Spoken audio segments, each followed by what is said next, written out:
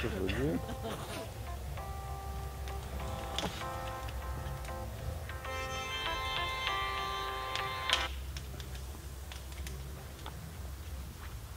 Hej Anne. Ja. Hallo? Hallo?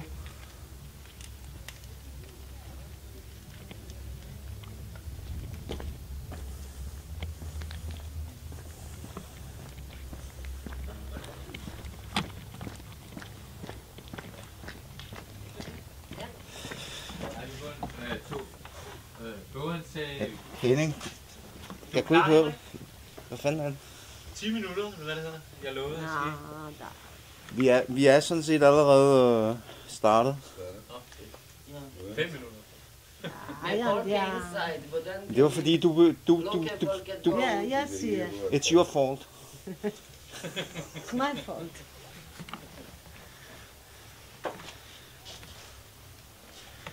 Yo sí uso la moda secreta, ¿no? Ja. Okay. Okay. Goodbye. See you on the ice.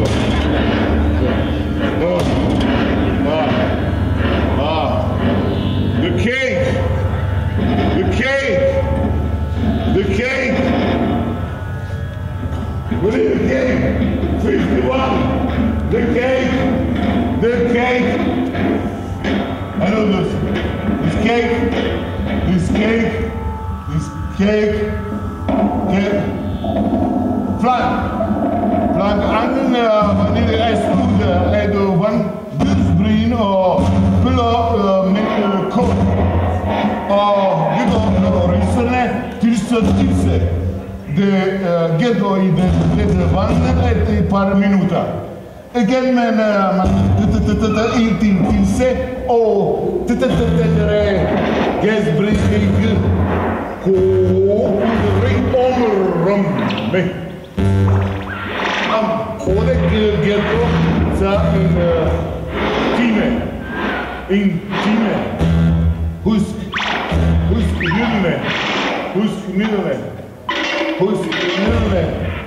husk middelne me om at gå i tiden med så her dåsen lille dåse og røre mømmerne og gennem til et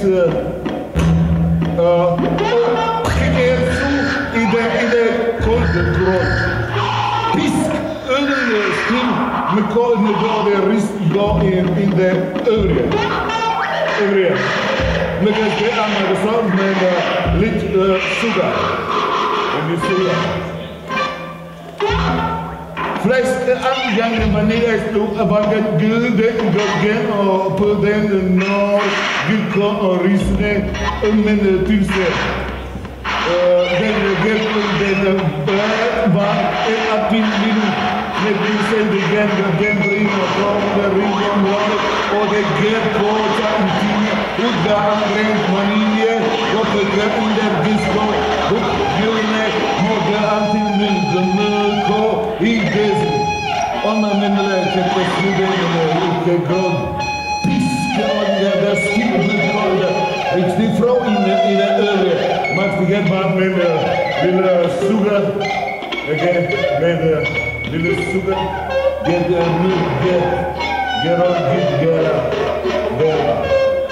so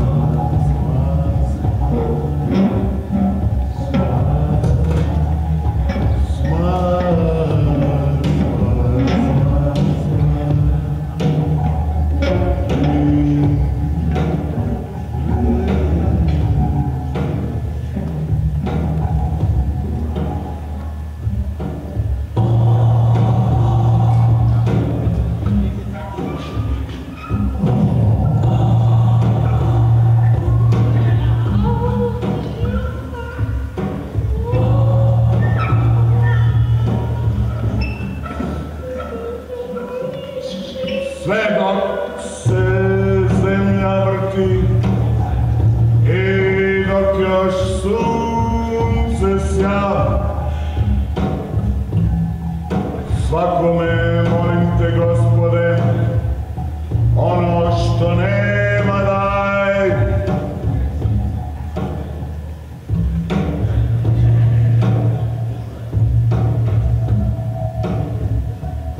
While the earth's still turning, and as long as sun still shines,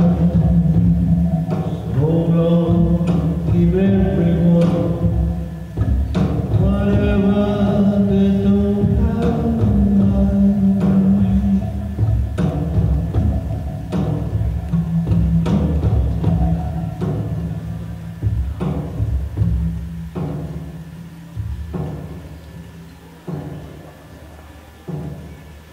Mudro me podari glavu, strašnicu konja daj, sretnika dar novcem, ne zaboravi, tu sam ja.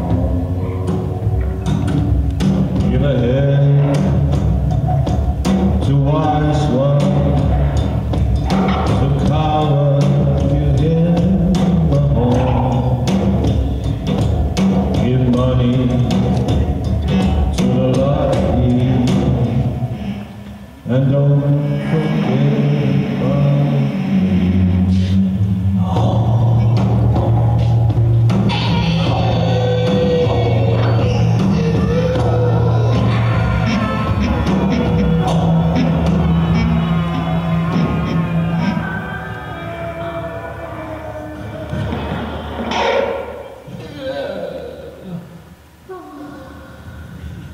Ja znam da ti sve možeš, ja vjerujem u mudrost tvoju, kao što mrtvi vojnik vjeruje da živi u raju. I know the one line in wisdom yours I believe, like soldier killed in battle, believes that heaven belongs. Kao što vjeruje u Bog, u govor tvoju tišini,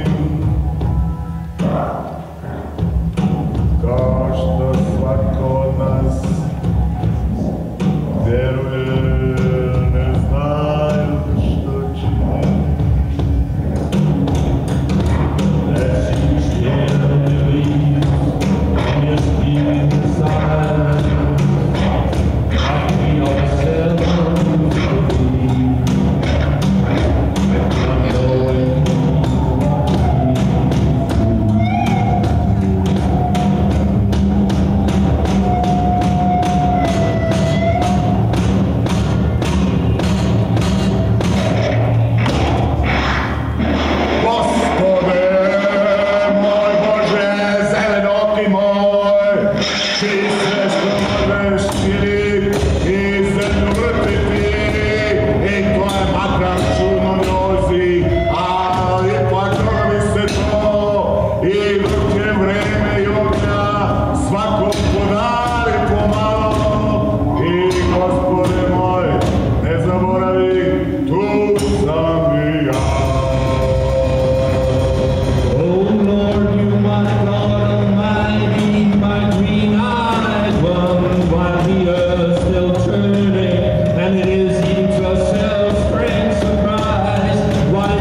enough time and fire to burn with.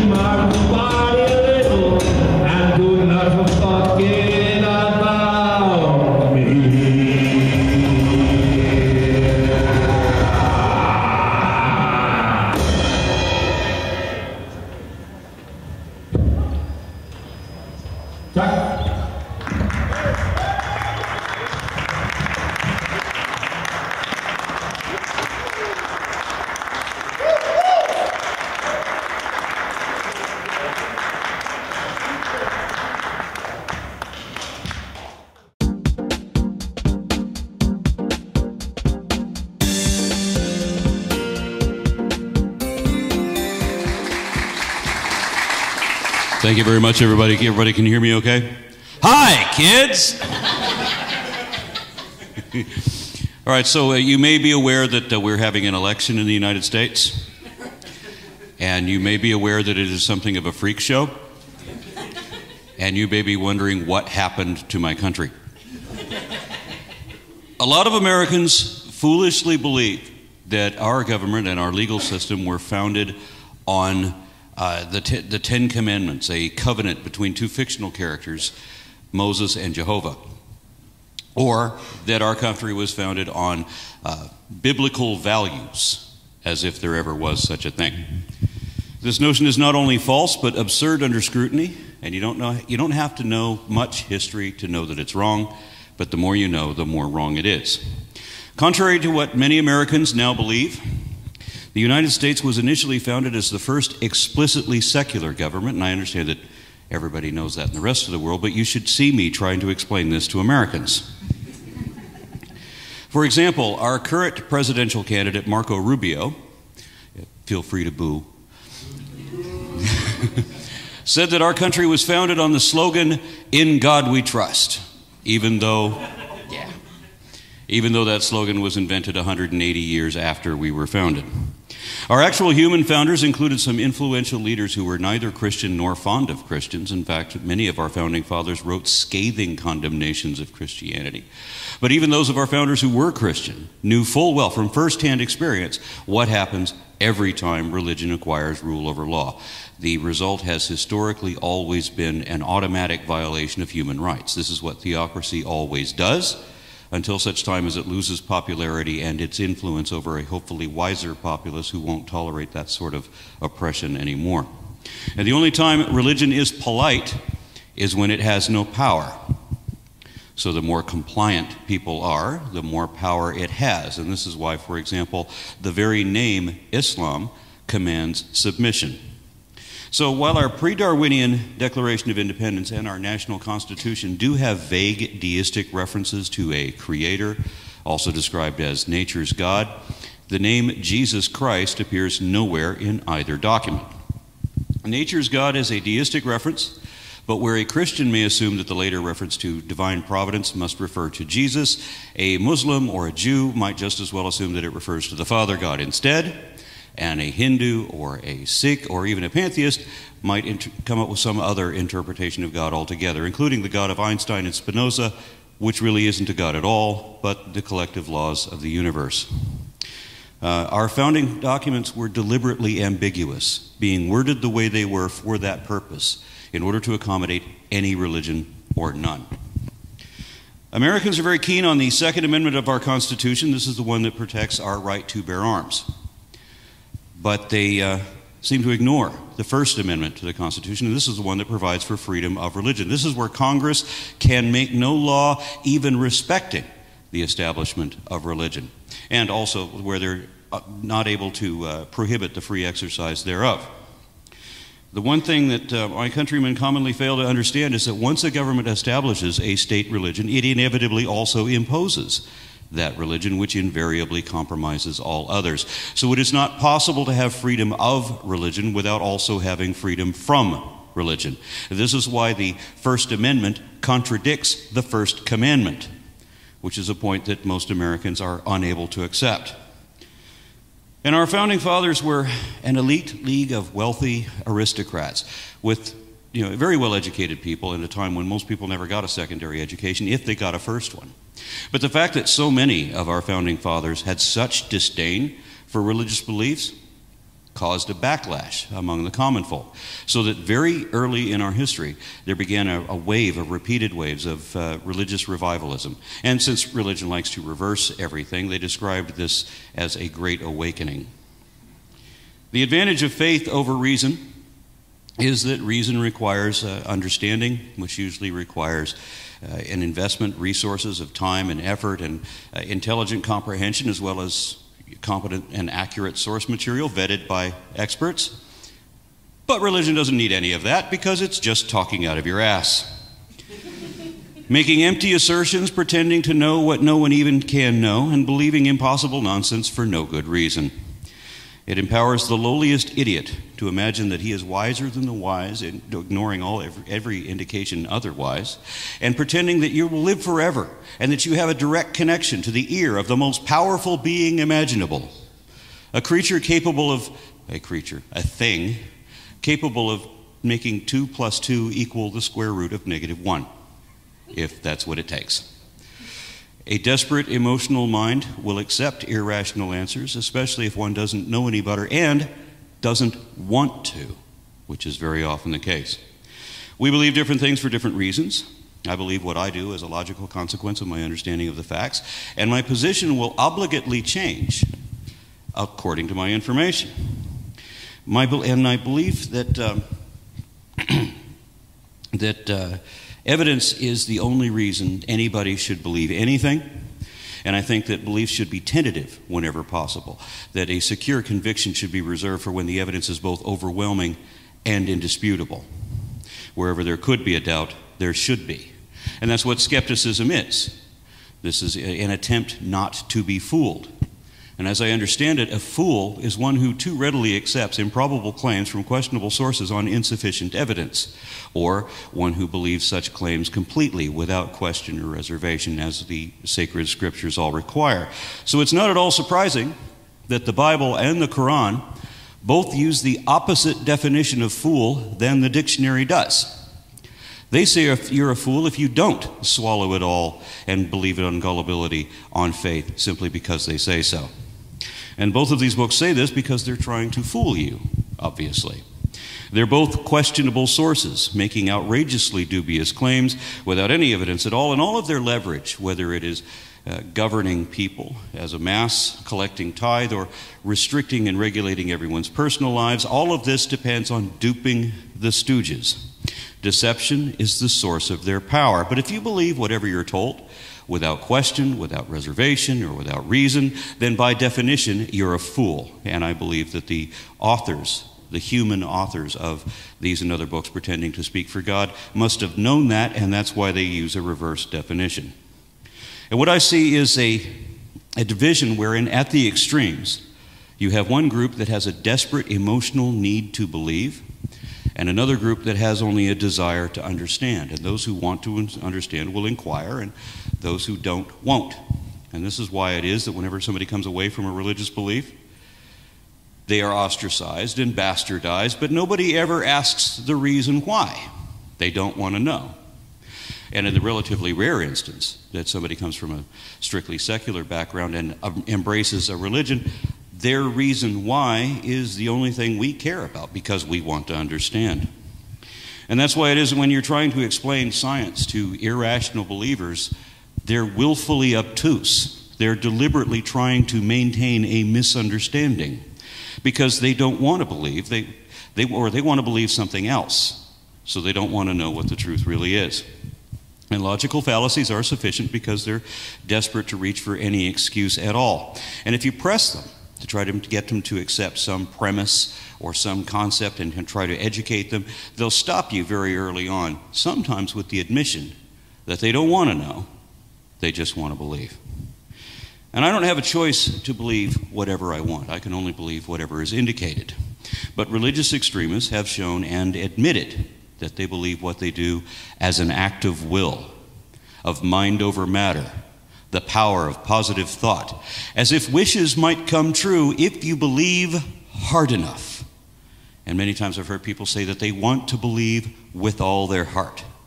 And so they are admitting, at least to me, that they're trying to fool themselves. And I've heard ministers defend this with the colloquialism, fake it till you make it. My best friend in high school, for example, I had a rebirth experience when I was 19 years old. And I remember, as a lot of other people did, it's a similar sort of experience for me. And I remember saying to my friend, how do I know that this feeling of euphoria is really from Jesus and that I'm not just fooling myself, or that I'm experiencing something else?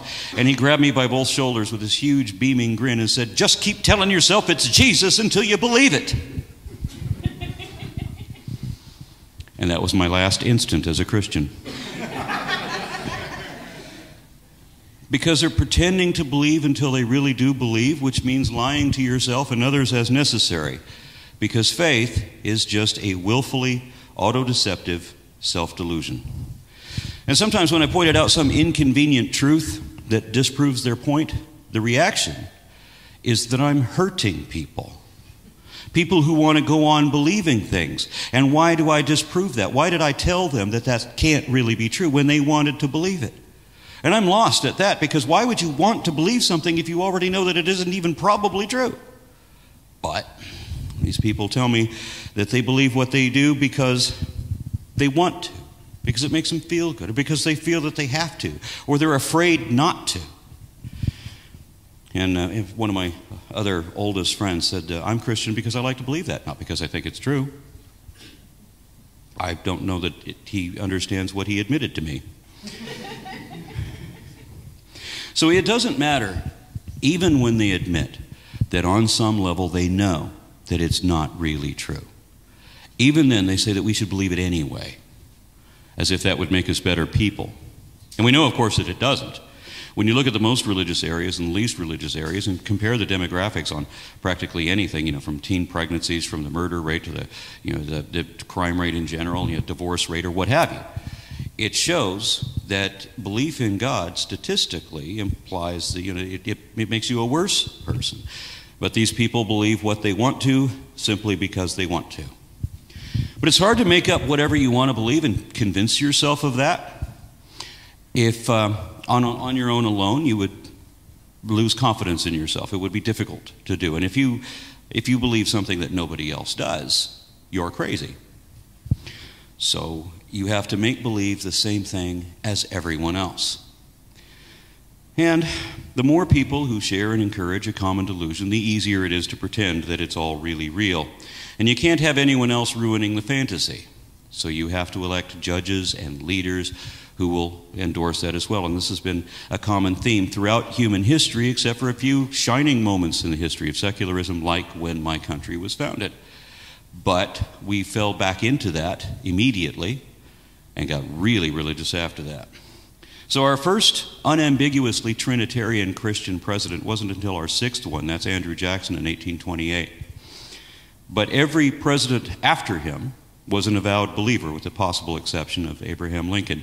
It's been said that you have to declare a belief in God in order to be elected in the United States. Even Bernie Sanders recently claimed a religious faith, which he seems not to have, at least as I understand those words.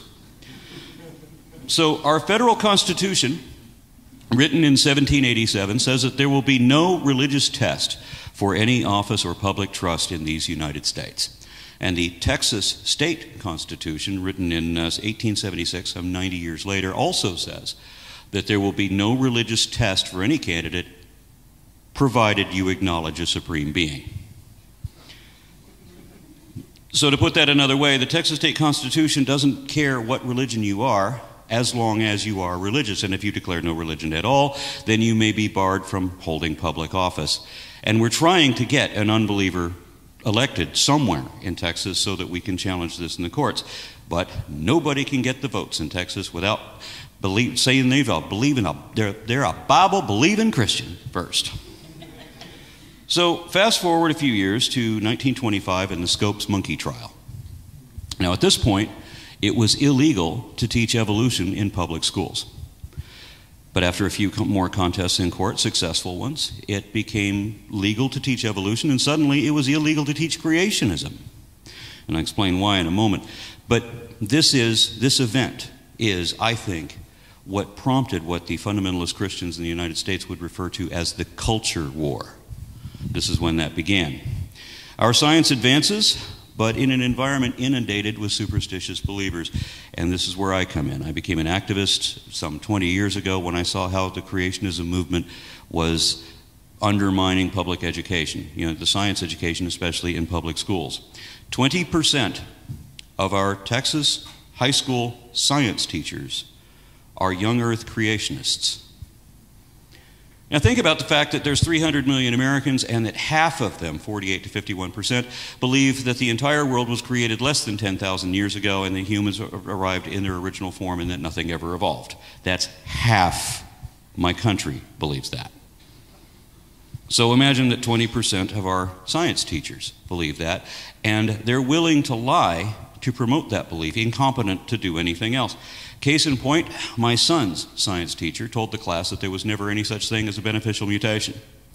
And my son pointed in the textbook and said, "Teacher, the textbook lists beneficial mutations."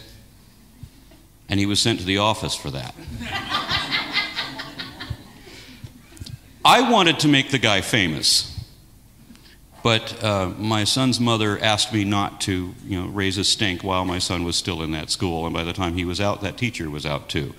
And I really get angry about having missed opportunities like that. Secular teachers, very often, don't understand evolution well enough to teach it themselves, and I would rather they not teach it if they can't teach it right. And this is why my wife and I make a series of classroom supplement videos based on the Next Generation Science Standards. She is a curriculum specialist for the Next Generation Science Standards, so we have these videos that adhere to everything that the students are supposed to be tested on. These are the things that their students are supposed to know. And the reason we did that is because I gave a presentation at the Houston Museum of Natural Science to a couple of hundred people, and I went through all of the TIGs that we had, the Texas Essential Knowledge and Skills of the things that Texas students are supposed to learn. And I went through some key things having to do with climate change, the age of the earth, evolution, and so on. And I said, now these are all things that you're required to know. So I'm sure everybody in this room has gotten this education in your public schools, right? Raise your hands if you had. Nobody. 200 people, all went to school in Texas. Nobody was taught anything about evolution. So we produce these videos that teachers can put in, and I've gotten reports that some few teachers at least are using these in public schools, and a lot of other people are using them in homeschools. We have people in Texas who homeschool their kids in order to protect their children from learning forbidden knowledge. But then we also have other people who homeschool their kids because they know what the education system has become in Texas, and if they want them to understand science, they have to teach them themselves. Now, teachers who understand evolution will very often still avoid it because their classes or their students have been trained by their church groups to disrupt the class with citations of pseudoscience and logical fallacies. And if you can get past that, then you've got the letters from the angered parents, and the teachers may risk reactions from their associates and even their administrators. While this is difficult to prove in every case, we do know that at least some science teachers have been fired in Texas for teaching evolution, even though that's part of the job description. And again, this isn't universal. This, of course, depends on the administration. So creationism is a form of religious extremism holding a degree of reality denial. Every creationist organization there is posts a statement of faith publicly as if this were something to be proud of, wherein they admit that they will automatically and thoughtlessly reject any and all evidence that might ever arise should it conflict with their interpretation of Bronze Age folklore.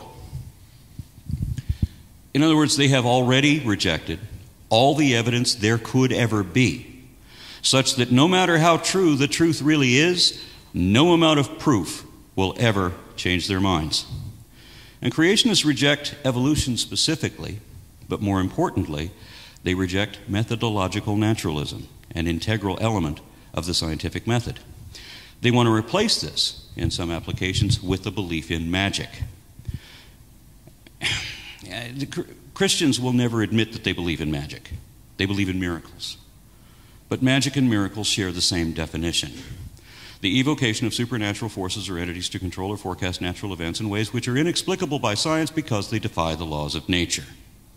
And to carry that a little further, let's remember that the creation of Adam was essentially an old Jewish golem spell, and that speaking things into existence is an incantation. Because somehow they think that science, or anything that science can't explain, is explained by religion. Aha! You can't explain that, therefore God. Or it's as if God is made of what we don't know. As if unexplained means explained by magic. And even things that science does explain, if the explanation is complicated, then religion still wins. Because belief in magic wishes is the easiest answer, especially if the reality is confusing and difficult to understand. And mind you, evoking the supernatural still doesn't explain anything, but it eases the mind that can't or won't understand otherwise. And remember that a lot of these people don't want to know what the reality really is. And they think that criticizing natural explanation somehow proves the supernatural. That if you think that evolution is impossible, that somehow means that a magical creation is possible.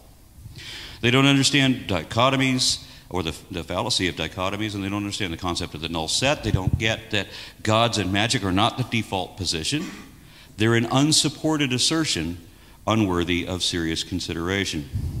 And understand that positive claims require positive evidence, even when you're talking about a God. You have the right to believe in a God. You have the right to believe in whatever horseshit you like. But if you don't have any evidence to show that you're right, then you literally don't know what you're talking about. And it is dishonest to assert as fact that which is not evidently true, yet that's what all religions do.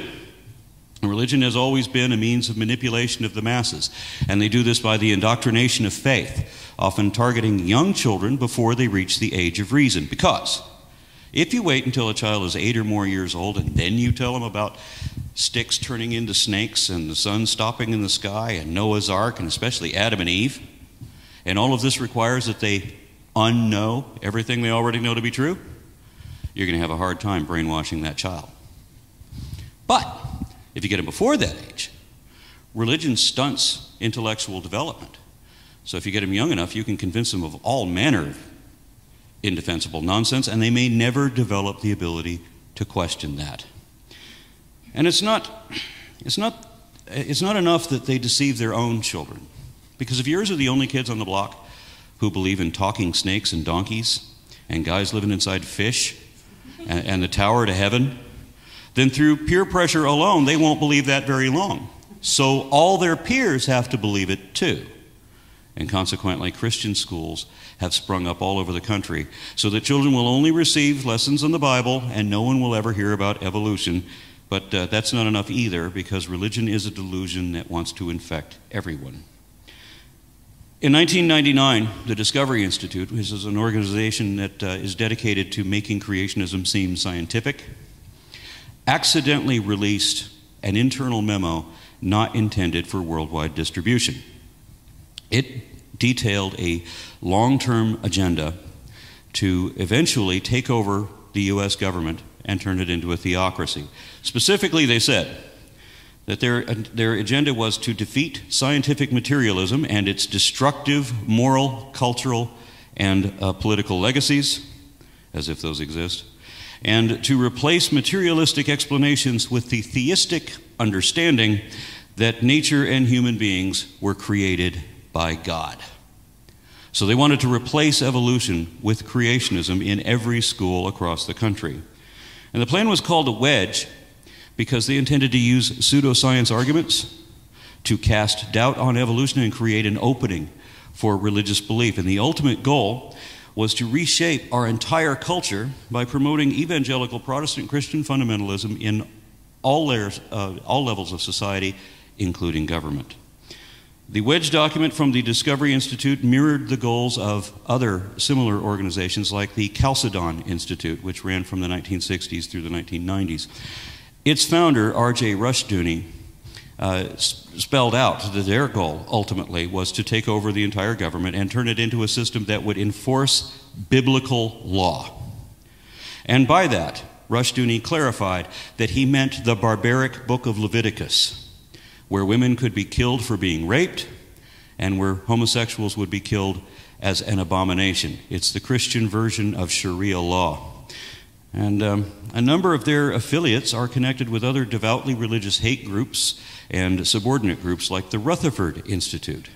The Rutherford Institute was founded by the Chalcedon Institute, and their ultimate goal was to position judges and senators and politicians at every level to completely take over the political convention, which they've virtually done, but just short of being able to enforce biblical law. A lot of this is funded by very wealthy conservatives. For example, the Koch brothers, which is a family of billionaires who fund political organizations by tens of millions of dollars and also evangelical organizations, even though the Koch brothers don't appear to have any religion themselves. But there's an old saying that says that, you know, the powerful consider religion to be useful, and that appears to be their game. Back home in Texas, we have our own financier of fundamentalism. James Leininger has a couple $100 million, and he has donated much of that to different political organizations and evangelical organizations in an attempt to change public policy. He is the reason why we have a Republican majority on our state Supreme Court.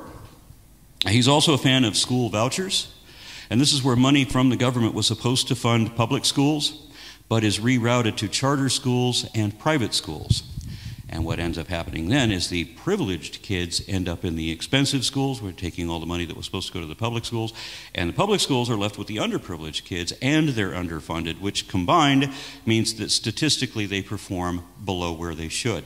Now, our Texas state constitution specifies that the state will provide a free education for everyone, and the only way they can amend that is to show that the education system has failed, and the only way they can do that is by making it fail. James Leininger has also paid tens of thousands of dollars each to seat right-wing conservative Republican Christians on our State Board of Education. Texas has a panel of volunteers who choose what textbooks they're going to be teaching to their students. But they don't just choose from the books that are already there. They request revisions to them, changing it, rephrasing or paraphrasing or tweaking it however they want so that it gets their message out, so that it pushes their belief systems. And I'll get into the details about the subtle changes that they make in a moment. The publishers can't ignore those requests, because Texas is such a big buyer of textbooks. We're the second largest buyer of textbooks, and since California isn't buying textbooks at the moment, then that means that every textbook is set up for Texas and then distributed to the rest of the country. So this dozen or so largely uneducated panel of volunteers decides what everybody else in the country is going to learn. So Leininger gave up to $20,000 each to get these people elected. And our governor, who he also helped set up, has repeatedly chosen the most batshit crazy fundamentalist on the board to sit as the chairman of the board. And what that has resulted in is an international embarrassment and a movie called The Revisionaries, wherein you see a dentist who declares that he can stand up to experts. And in that case, he was denying the testimony of 150 scientists telling him that evolution was real. I had a debate with that dentist. Actually, he was a moderator for a debate that I had against a couple of evangelical ministries. One of them admitted in writing before moderators that he knew that there were transitional species in the fossil record, but he wanted to teach students that there were none, because he said it was important that they believe that there are none for religious reasons. So here again is an admission that it's okay to lie to other people's kids in order to control what they believe.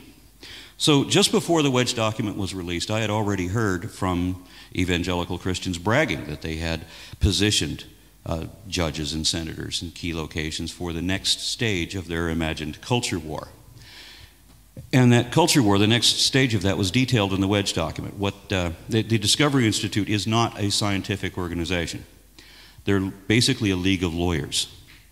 And so they wanted to put conservative Christian judges all over the country so that eventually they could countersue whenever somebody wanted to sue over the pseudoscience nonsense that was being pushed in their schools. And this finally happened in Dover, Pennsylvania.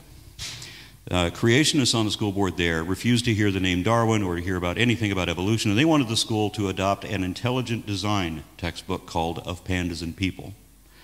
And the purpose of the label intelligent design was to try to have a non-religious sounding, scientific sounding attack against evolution. They tried that before using the label creation science. But a judge in 1987 recognized that that was just religious propaganda, and that was why it became illegal to teach creationism in public schools. But religion is relentless, and they think they're in a culture war. So they came up with the intelligent design theory, which is a theory in name only. And they tried to distinguish that from creationism so they could still push the nonsense in secular schools. I was in the studio for a public TV show in Dallas where they wanted to compare worldviews. And on one side of the stage, they had an evolutionist, as if accepting scientific evidence equates to a religious belief. And on the other side, they had a creationist. And then in the middle, they had an intelligent design proponent with scientific letters behind his name. I think he was an engineer or something like that. But anyway, they portrayed him as a scientist, and they did not say that he was a creationist also, because the whole purpose of the show was to create the illusion that intelligent design was a middle ground, a scientific challenge to evolution. Investigators at the Dover trial had realized that the intelligent design textbook, Pandas and People, had been published in multiple editions, including before 1987, before it became illegal to teach creationism in public schools. So they compared the original version to the current version, and they found that only one change had been made. Wherever the word creationism originally appeared, it was changed to intelligent design, including the definition. So intelligent design is creationism, but creationists are still lying about that. Another change, it was related to the same thing, is everywhere that creationists appeared, it was changed to say design proponents. And a misspelling fooled the macro command so that at one place it said see design proponentsists. And as I said, these two macros were the only thing that was changed in the whole book. So they knew full well what they were doing. They were lying to get around the law. Now, it's not possible to defend creationism honestly.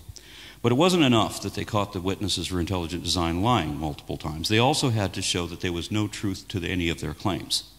Now, this is where they thought that having a George Bush-appointed Republican conservative Christian judge would assure their success. And it well could have. Any number of other judges might have ruled differently, because creationists will never admit when they're wrong. But in this case, just because you're a Christian doesn't mean that you're such an extremist that you will deny reality. And this judge was a moderate Christian and a proper judge. He lamented the fact that so many of these witnesses would so proudly tout their religious beliefs and then time and again, as he put it, lie to cover their tracks and hide the real purpose of the ID policy. For example, Dr. Michael Behe took the stand as the only biologist willing to defend intelligent design on trial. He confidently said that science will never find an evolutionary explanation for the immune system. But the judge noted in his ruling that he was presented with 58 peer-reviewed publications, 9 books, and several immunology textbook chapters about the evolution of the immune system. However, he simply insisted that this was still not sufficient evidence of evolution and that it was not good enough. The court also ruled that all of the testable claims of intelligent design had already been refuted and rejected by the scientific community. So the science deniers didn't get the ruling that they'd wanted. Every other aspect of their plan, as detailed in the Wedge document, went through exactly the way they'd predicted, except for that one chink, where they still had a thinking man as a judge. Now, to make this worse, I got to say something. They didn't ever admit that they lost that case. They simply changed strategy and started finding loopholes in the various state laws so that they could find other ways of getting around that and pushing creationism in public schools. So now, because of the various loopholes that they found, because as I said, they're a league of lawyers, there are now thousands of schools across the United States that, for different reasons, will not teach evolution, and thousands more that teach the Bible in various ways as if it were historic scientific fact.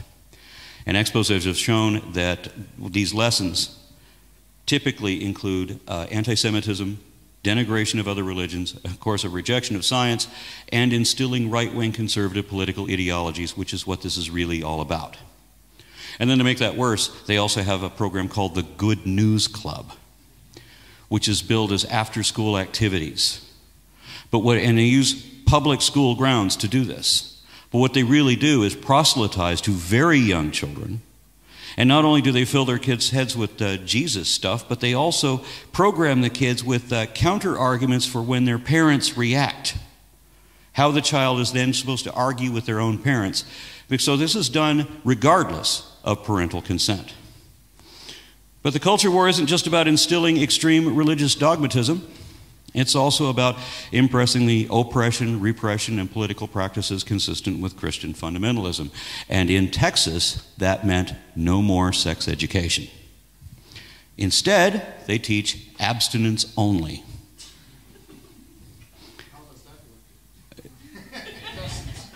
In a summary, it doesn't. My wife was teaching middle school while this program was enacted. And they had a state-funded, conservative Christian, little old man with pants up to here come into the class and lie to the students, saying, among other things, that oral sex did not feel good. His justification for that was because you're so worried about catching a sexually transmitted disease that you can't enjoy the blowjob.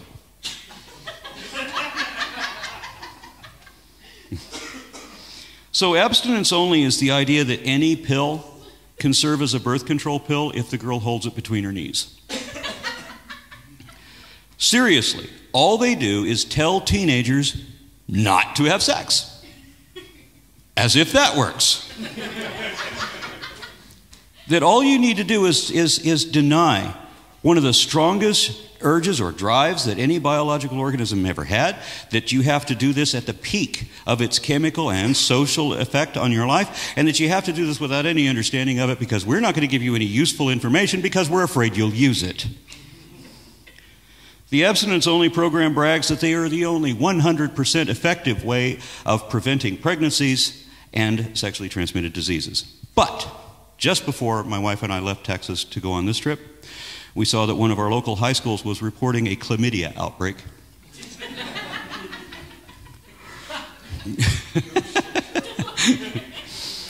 We have the second highest rate of teen pregnancies in the nation and the highest rate of repeat teen pregnancies. But, and I'm not kidding about this, I'm being serious, there was a newspaper story that said that teen pregnancies fall off, or the statistics on teen pregnancy fall off after the children reach 25 years old.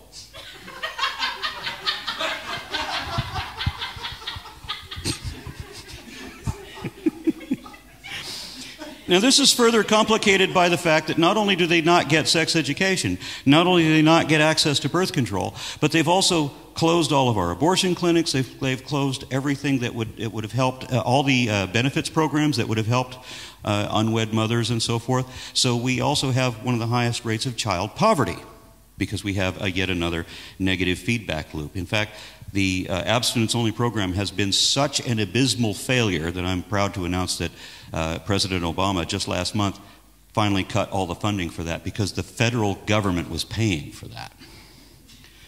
So it's not enough that our kids are poor and pregnant and don't know how things work. It's not enough that they're religious because the system that did all that ultimately wants to control how they vote. That seems to be the real goal, so that they will elect extreme militant patriots wrapped in a flag and carrying a cross. Does this sound familiar? So how do you inspire such jingoism? The only way is through fear and lies. George Orwell's most famous book, 1984, says that those who control the past control the future. So, of course, our State Board of Indoctrination also needed to alter our history. And the goal there was to promote American exceptionalism. And what that means was to teach that America's values and political system were unique in all the world, as if our history was being guided by manifest destiny.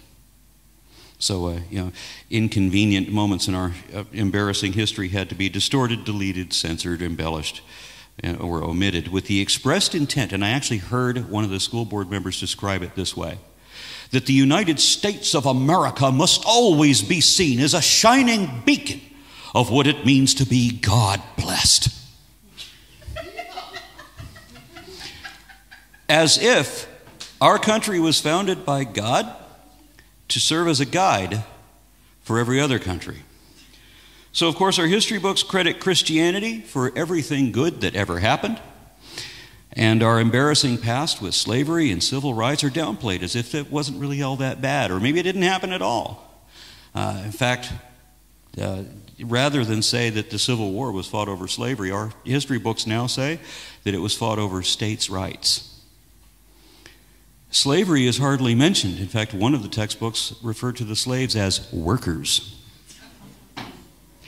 In Texas, these classes are often called social studies rather than history because this is a blend of cultural ancestry, but our textbooks have removed most of the references to indigenous peoples and other ethnicities. To give you an idea, where one of our textbooks once mentioned, one of the social studies textbooks mentioned hip-hop music, that was changed to country western. So everything has been rephrased so that it seems like only white people ever did anything important. They tried to remove any reference to our Supreme Court Justice Thurgood Marshall so that there would not be any black role models in respected positions of authority. And some of the books even have arguments promoting segregation. And while they don't say anything against the Ku Klux Klan, one of Louisiana's history textbooks, the next state over from us, describes the KKK as respected community leaders promoting morality. Louisiana uses overtly Christian textbooks, including the Bible itself, to promote paranoid and prejudiced propaganda, to instill and spread right-wing religious ideology, including the hatred of gays, liberals, and otherwise celebrated thinkers like Emily Dickinson and Mark Twain. They have the legal ability to teach creationism as if it were true at the state level. So all of the Louisiana schools teach it that way. There's one other state that does that too. I think it's Tennessee. But they teach that, one of their history textbooks describes Mark Twain as a confused hack. Yeah, and one of their textbooks says that homosexuality should be a capital crime. And another one of their textbooks says that the goal of fundamentalism is not to preserve our resources for future generations, but rather the goal of environmentalism is to destroy the economies of the world's richest nations. Yeah. And let me see, there was one high school science textbook in Louisiana said that the existence of the Loch Ness Monster disproves evolution.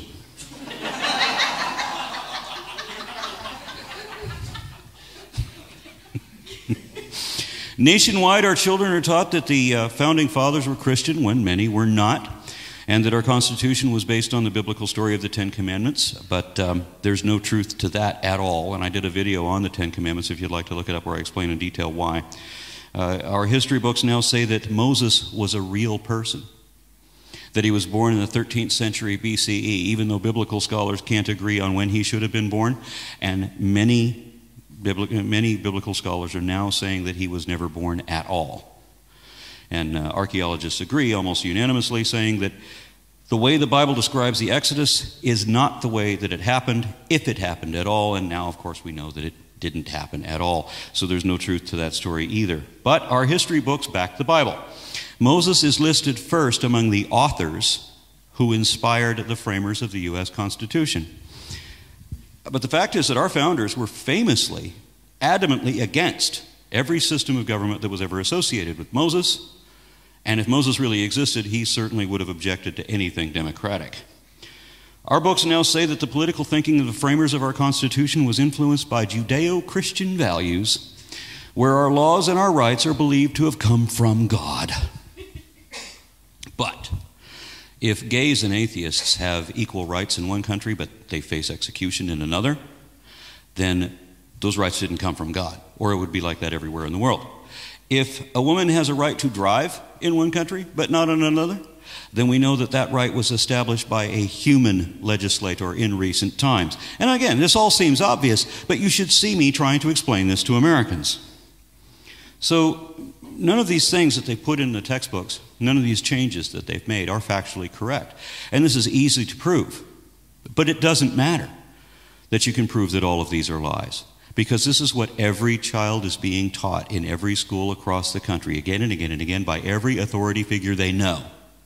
And it is not possible to reach all of these kids to correct this misinformation, this brainwashing this propaganda before it sets in, before their behavior is controlled by this. And many Americans don't realize they've been lied to until they go to college, which many don't, because my country no longer respects advanced education like they used to, which is sad, because this has now resulted in science teams throughout our country are all foreign born. And the only two Americans involved are the director and the janitor. So, oh yes, they don't have any respect for academic expertise either.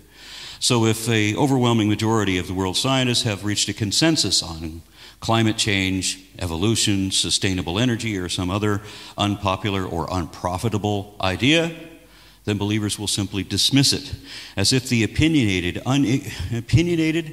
uneducated, ignorant laity somehow knows better than all the world's best educated expert specialists anywhere ever. So if you've been following our political circus, and you've been shaking your head with one raised eyebrow, curious about the candidates for our highest position and the ineptitude of all of those challenging for that, and you're wondering what happened to America, a supposedly secular nation gone mad, this is part of it, and they found a way to perpetuate it with the denigration of education, imprinting political propaganda with state-endorsed and imposed systematic, system-wide conservative Christian religious indoctrination, turning us all into sheep. Thank you.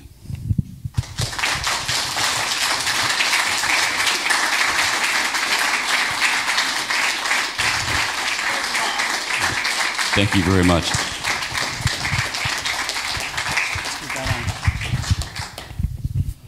Well, that kind of puts our struggles into perspective, doesn't it? Because we're like, well, we don't want confirmations in the 7th grade. Well, this is definitely, shocking to hear, especially presented in that holistic way. So now the floor is open to questions. Any questions? Yeah, question? Hi, Aron. I have more than one question, actually, but mostly I want to know, will you be on Dogma Debate podcast or the Thinking Atheist podcast again?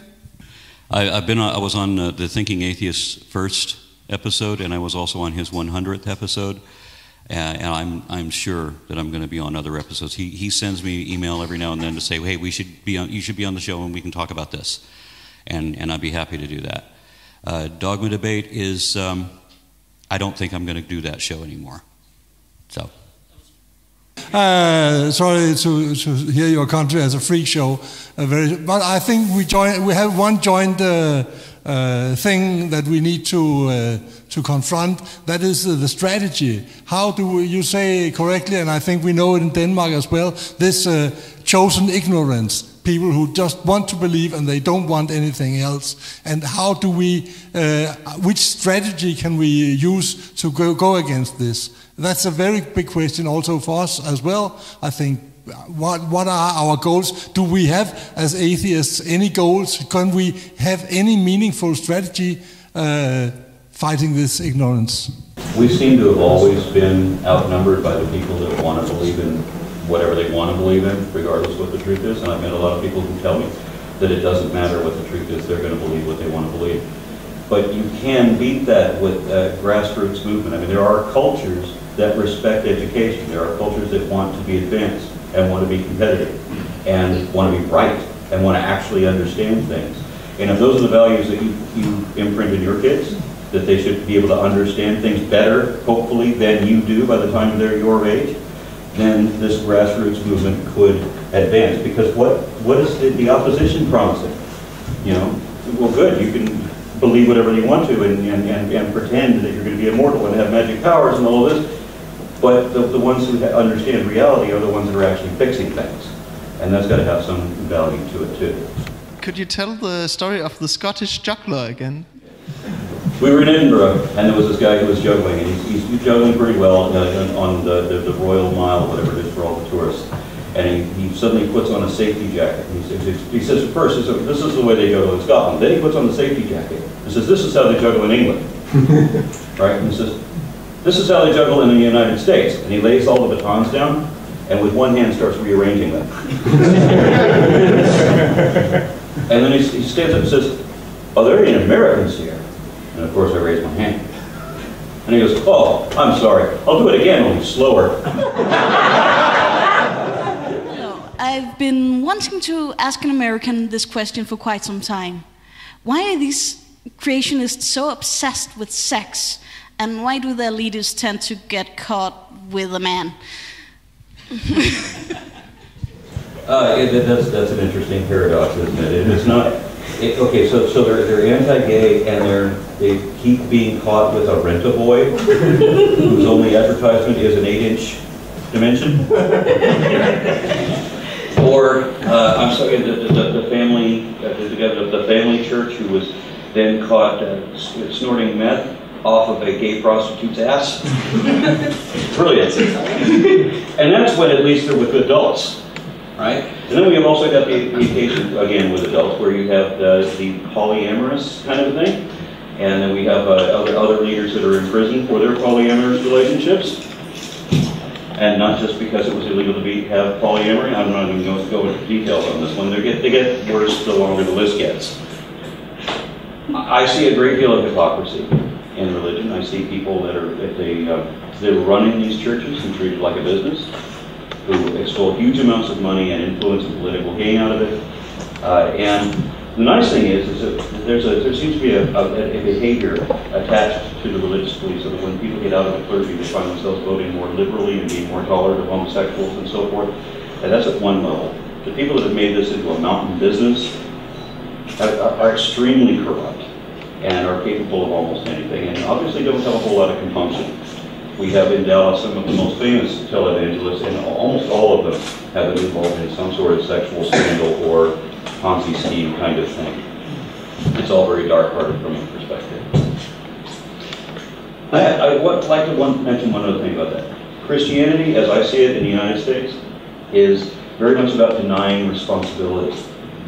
So you don't have to do anything about the environment because Jesus is going to come back anyway and destroy it all. So, the Bible says that we're supposed to dominate and subdue, and the planet is ours to use up and consume, and that's what we're supposed to do according to the biblical way, right? And we don't have to worry about being incarcerated for molesting our sister because we can just say that Jesus forgave us, and then we don't have to be prosecuted. So, I'll leave it there.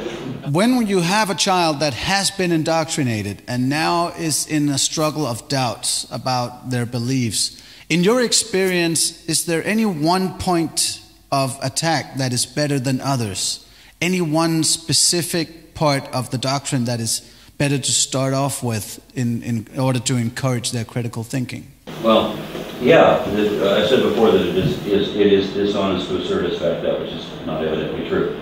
They want to assert what truth is, and they want to say that I know because I know that I know, right? Well, to me, as I understand it, knowledge is demonstrable, right? It's justified understanding. So if you can't show it, then you don't know it, and you can assert that you know whatever the hell you want, but you have to remember that positive claims require positive evidence, extraordinary claims require extraordinary evidence, and if you can't verify the accuracy of your claims to any degree at all, by any means whatsoever, then you cannot actually know that. And truth, I understand to be, when you look up the definition, truth is defined as that which is concordant with reality, which means that reality itself is not truth, but statements about reality can be, if they're true. So truth, as I understand it, is whatever we can show to be true, whatever statements about reality we can show to be true. So when people start talking about the truth, again, they have to show it. They have to be able to show that it is true. Put it another way, show me the truth of it. And if you can't, then there's no truth in it. If there's not one statement you can show to be true. So there are things like in evolution. These are things we know and can show to be true. Your turn. And the creationists, of course, can't produce anything except counter-arguments on evolution. You were talking about this de-intellectualization of United States of America. Well, we see it here in Denmark too. Back in 2003, we our government, not we, because I'm not part of that, but our government simply did away with all the experts and made these think tanks instead. And there is a party in Denmark, the Danish People's Party, Dansk Folkeparti, which, how should I put it, lives high on this because they love the ignorance. They are promoting hatred against Muslims, for instance, and what we see is more or less the same tactics as you were talking about, this whole defunding schools, defunding education, keeping people in the dark and telling them lies.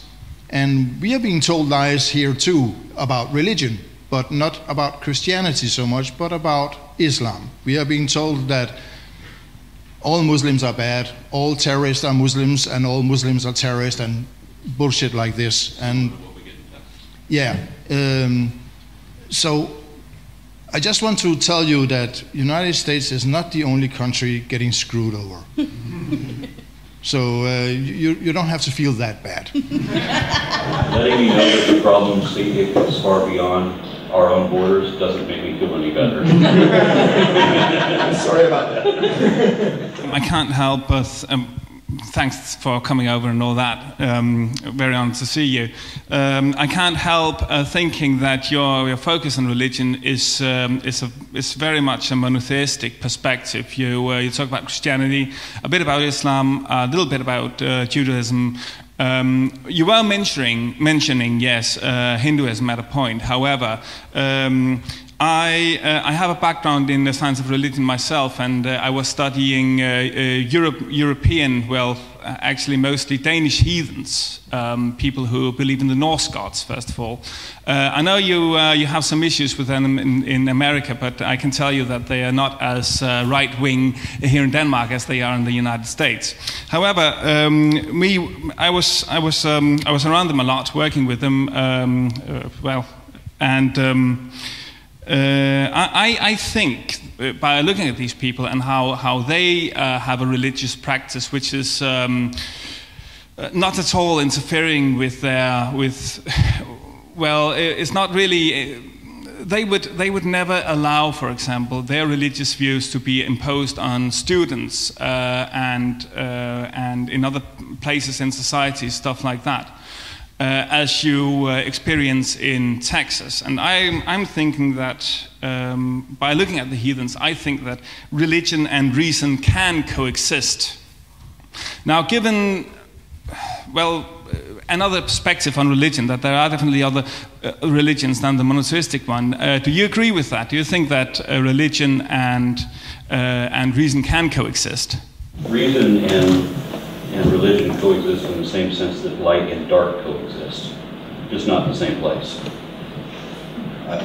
I was in India a couple of months ago, and I interviewed one of the teachers there who was having exactly the same problem with militant right-wing Hindus teaching Hindu scriptures as if it's true in their public schools. Everything that he described sounded exactly like what we were going through in Texas, except that the scripture is the Vedas or the Bhagavad Gita. Right, but otherwise it's exactly the same kind of, maybe it's not necessarily dominionism, but very, very close. So all of the issues that he has in India are the same as I have against right-wing Christians in Texas, and also the same kind of thing that they were pushing in the Islamic states as well. Religion in general, regardless who it is, and what he said about not as bad as in the United States, Satra groups in the United States very often are linked with hate groups. They're usually white supremacists, like the Sons of Odin, for example. But religion is one of the forms of a-skeptical, is that the right word? Thinking, where the woo beliefs. If we were to get rid of religion tomorrow, we would still have people believing in homeopathy and spiritual healing and extraterrestrial reptiles and human guys behind our government. What we need to do to address that is we need to promote skeptical thinking. We need to have a society that values skeptical, critical thinking over foolishness, which is what religion is. Religion is just lying to people. Many of the stories you told were very funny, but they're also kind of ominous, because suddenly the textbook in the school was changed. And I can't remember if you said this, but once you're willing to believe absurdities, you're willing to commit atrocities. So what is the countermeasure to these absurdities that can be taught in school? The countermeasures to the absurdities? Yeah, when they change the textbooks, how do you counter that? Yeah, that's a really difficult thing, because somehow or other it's considered rude for us to tell the children the truth, but it's a moral obligation to lie to them. I'm lost at that. Yeah, the people say that the children have a right to believe whatever they want. And I go, well, they don't. They believe whatever their parents told them. You know, well, I'm going to tell them the truth. This is my moral obligation. I'm not going to lie to the kids. But I'm treated as an enemy in my society for saying that. And I try to be as honest as I can be. Like when my daughter said, when she was 7 years old, she said, "Daddy, which is the right religion?" I remembered when I was 5 and I asked my mother which is the right religion. My mother said, "Well, ours is, of course." And I thought, well, of course. Why would she say anything else? But then when my daughter asked that, she's 7 years old, and I said, "There's no right religion. All of them are wrong, including me." Which I actually had a religion at that time, so it turned out that I was right. At that time, I was a Jedi. But when my son came to ask, it was a different situation. Because I was leaving him with somebody who was, you know, I'm going off to work and I'm leaving my son with somebody who's showing him Jesus cartoons on the videotape all day. So he's already figured out that he can't ask this question when this other person is in earshot. So he scans to make sure that nobody can hear. And he says, "Dad, how did God just make stuff?" And that's the core of it right there. Do you want to understand? Are you going to ask questions? Yeah. When I ask questions, I had, "How dare you question God?" Well, you know, my son's asking this question. I'm going to give him the answer he deserves.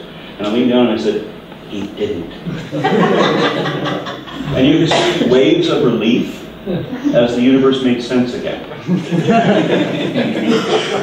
I was wondering if you, this has been a very gloomy presentation, but do you have any optimism in the way in the future? And a second question is, looking outwards from a Texan perspective, traveling around the world, do you see any tendencies for optimism or concern? I'm a Bernie Sanders supporter.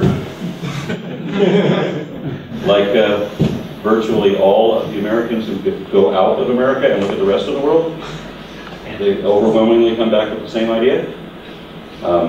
There is some hope there. I see things differently than most other Americans do, I realize. Even if Bernie doesn't get the nomination, then Hillary will be nominated and Trump will win. And that, it may require the destruction of a good portion of my country for people to figure out what's up and correct it. We've got a chance to do it the nice way or the screwed up way, but either way, we're going to heal from that. So a little bit of optimism. Well, as a person who struggled to get out of fundamentalism myself, I must say that you're right on every single point. People who believe that's strong, they actually do know they're wrong. Because that's why they have to fight, you know, the voice of the devil all the time in order to keep the truth or keep their faith. But that was just one point. It's a little bit as the same question before. The atheist dark agenda in the States. How does it? Is it rising? Is it in a public debate, or is it still a few, in the front line like yourself who's struggling with atheism? I've noticed that there's a significant rise in atheism, particularly in the southern states, like particularly in Texas. We had, I think over a 5-year period, we had a rise of now up to 20%. We are at least 1/4 of the national population now, whereas when I became an activist, there were only 8% of the country that would admit to being atheist. Unfortunately, most atheists in America don't know they're atheists. Most atheists think they're agnostic, or worse, they think they're Methodist. I wish that the polls would ask the question somewhat differently. When they ask, are you an atheist? Everybody objects to that, including most atheists. I wish that they would ask instead, are you convinced that an actual deity really exists? And then we would see that we have a hell of a lot more atheists. I was just puzzled with the phrasing of belief as a voluntary action against your better knowledge, because your friend Matt Dillahunty, he often states, debating creationists or theists or agnostics even, that you cannot say that you do not know if you believe, that it is binary, that when you believe, it is when you are convinced, and everything else is disbelief. And in the God question, then it is, by definition, atheism.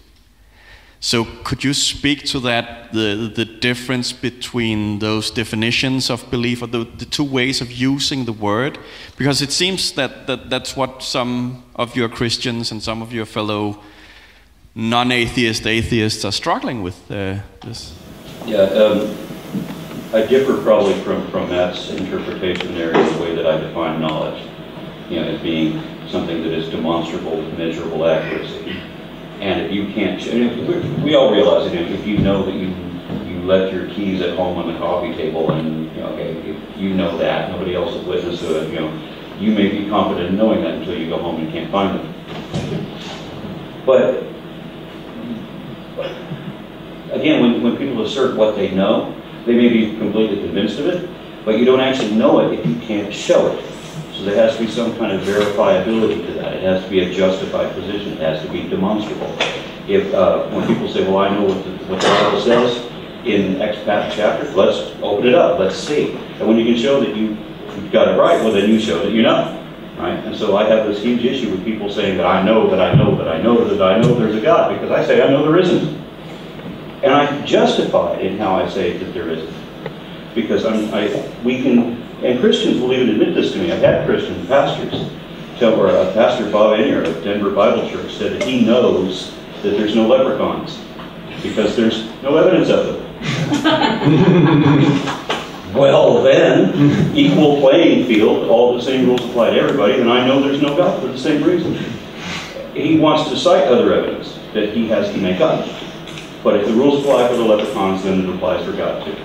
So if we know that there are no Bigfoot, right, Godzilla, whatever. Godzilla's a great example of that. You can't prove Godzilla doesn't exist.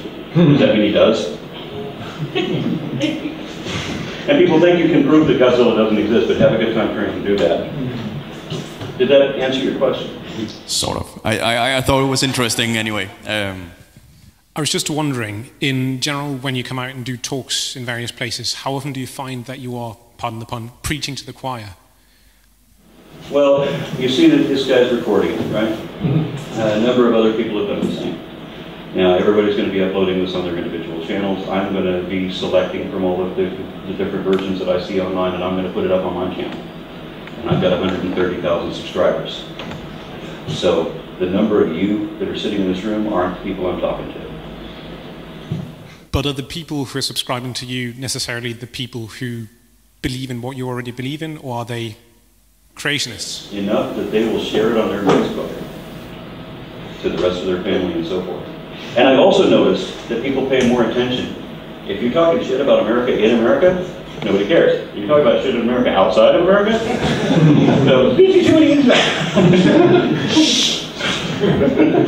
so yeah, there's a broader reaction. I started Danish Atheist and Agnostics here like 4 years ago, and I have 800 followers now, and a few admins, one admin here, okay. And I was wondering, what can we do to empower the secularization of Denmark, even though we are pretty secularized?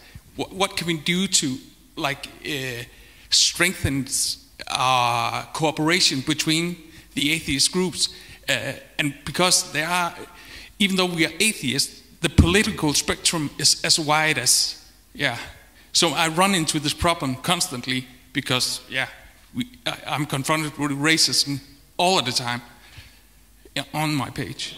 Well, it's a public perception problem. You have politicians who get away with doing and saying outrageous things, making unsupported claims, and they're not being held accountable for it. That's what I want to do back in Texas. I want to hold politicians accountable for the ridiculous crap they say. I want to do it in whatever way I can, whether it's through the courthouse or whether it's through public debate, whatever it takes to broadcast the public perception, right? So you have an atheist who's able to show that he is justified in what he says, and that the people promoting the woo are consistently not. Hi, thank you for being here. I have one question regarding the situation in your country. You said there are some very wealthy people supporting creationism,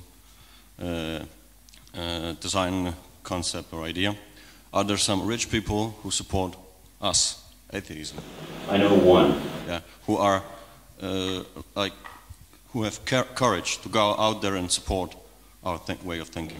Yes, there's one that, since you brought it up, I'll mention Todd Steeple, who is not only, he was the financier of the Reason Rally, and is one of the major contributors to the new Reason Rally, which will be June 4th in Lincoln Memorial, I think it is, in Washington, D.C. And he is also a public speaker, and he also has he has a atheist charity that he's put together called Foundation Beyond Belief. And so please look him up in some of his efforts. He's one of the best wealthy activists. I know, probably the only wealthy activist that I can think of. Other people just don't do. But he's involved in it all.